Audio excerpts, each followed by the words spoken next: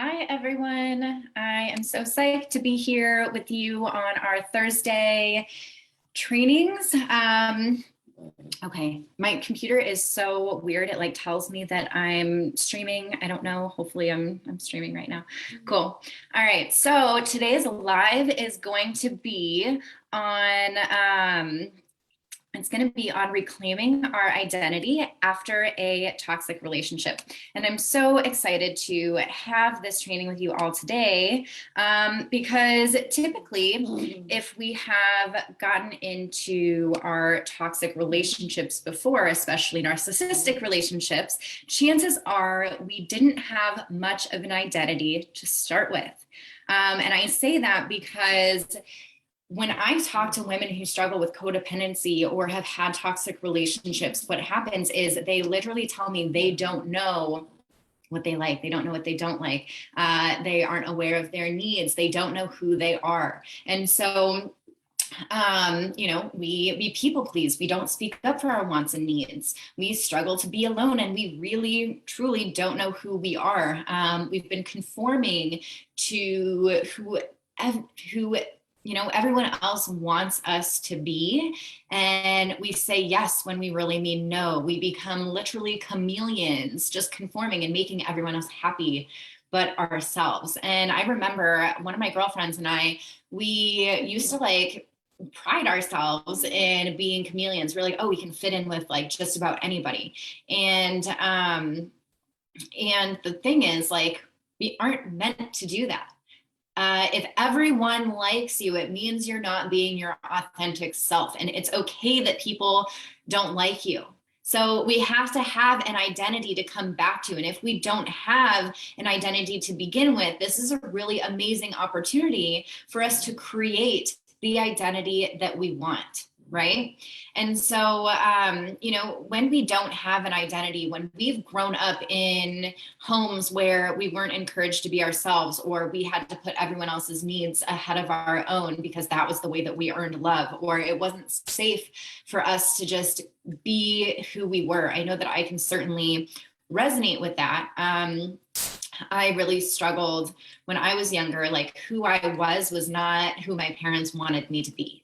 I grew up in a really strict religious household where I had to act and be a certain way. I wasn't allowed to have the feelings that I was having. I had a little like goth emo phase, and I wasn't allowed to wear black, just things about expressing myself. I just wasn't allowed to. So I didn't know, I was so controlled in childhood that when I got pregnant and I moved out, I had no idea who I was. I didn't know what I liked. I didn't even know like what kind of music I was into.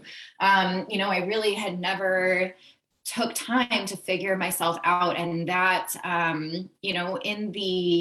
it just made me a really easy target for the narcissistic and toxic relationships that I was in. And so when it comes to reclaiming our identity, we have to, this is just a perfect opportunity after leaving, this toxic relationship. This is the perfect opportunity to actually create who you want to be. The person that I am today, I created her. This didn't happen by accident. I was very intentional with the woman that I have become and who I am becoming. Because for so long, I had nothing that made me. And, it just makes us very easy targets for narcissistic relationships. And that also ties into, if you've noticed, when we date somebody who is not narcissistic, or maybe they are, whatever the case is, if we don't have anything that makes us us, those people cannot get close enough to us. They can't fall in love with us. It makes it very, very difficult because we have nothing that truly makes us us, that stands us apart, because we're not voicing our needs. We're not talking about what makes us happy. We're not, setting boundaries. Those things are what makes people truly fall in love with you and be available for you is if we are available for ourselves. And so you have to create this person. And I'm not saying to do it for others, but I'm saying that when we create the person that we want to be and we are authentic with who we are, then that's when we can attract the people who are meant for us. And so that's when we can start attracting emotionally available partners. And so by creating this identity, we need to be comfortable with being alone. That was a major thing for me, was I couldn't be alone. I didn't like myself and I didn't know myself. And so being alone was really difficult. And so we have to take some time to be alone with ourselves, and it's going to be uncomfortable.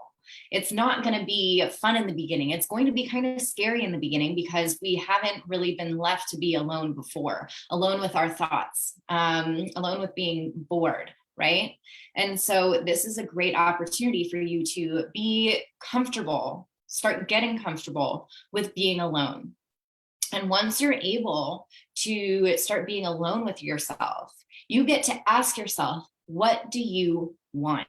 Because so often when we are codependent, we're focusing on what other people want, what other people need, and we never ask ourselves that question. We never ask ourselves that question. That's just not fair, right? You are meant to have the life that you want. You truly are. You're meant, like, that is the whole point. You're not supposed to live your life for somebody else. You're supposed to live for you. And so you get to ask yourself, what do I want? What do I want to do? Do you want to start taking dance classes? Like, what hobbies do you want to have? It makes me so sad when I talk to some women and I ask them, like, what do they like to do for fun? And they don't have an answer for me because they haven't given themselves time to find what they like, what hobbies they have. And so really finding things that bring you joy is the most important thing. So whether that's, writing a blog, journaling, going to a dance class, going to a yoga class, like, not just unapologetically allowing yourself to be as creative and wild with what you want to do as possible. And then going and doing that thing, whether it's, I remember when I started truly finding myself, I would seek out Toastmasters, which was a speaking, you would speak with people and it would help you with your public speaking. And it was scary. And, it's uncomfortable at first, but that was something exciting that I never would have done if I didn't ask myself what I wanted to do or started creating this new identity of who I wanted to be. And so once you ask yourself what you want to do and you actually go do that thing, it's simple things like this that will begin your journey. It doesn't have to be do you guys hear my dog? It doesn't have to be this big extreme shift or change in the beginning. We can start with just something small and just try new things. Maybe you go to a yoga class and you don't like it, then you recognize what you don't like. And so then every time you try something and you don't like it, you get more and more clear on what you do and don't want.